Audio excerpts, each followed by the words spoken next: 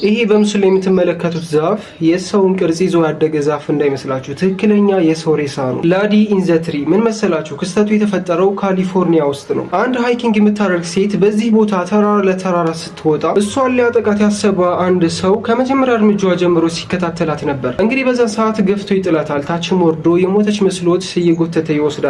ነገር ግን አልሞተችም ነበር። ድንገት ተነስታ ከሱ ለማምለጥ እዚህ ዛፍ ላይ ትደርሳለች። ስልኳን አውጥታ ያጋጠማትን ነገር ቲክቶክ ላይ ሪከርድ ታደርጋለች። በዛን ሰዓት እሱ ደርሶ ይይዛታል። እንግዲህ አሰቃቂ በሆነ መንገድ ይገላትና እዚህ ዛፍ ላይ ሬሳዋን ያስቀምጠዋል። በዚህ ቦታ ሰው ሂዶ አያውቅም። በጊዜ ሂደት የግንዱ ስጋ ነው የሚባለው የፊቷ ቅርጽ እንዳለ ያለብሳታል። ከብዙ ዓመት በኋላ ሃይኪንግ የሚያደርጉ ሰዎች ይህንን ዛፍ ሲያዩት ደንግጠው ሪፖርት ያመለክታሉ። ስለዚህ ጉዳይ ዓለም ይሰማል። አብዛኛው ሰው በዚህ ክስተት አምኗል።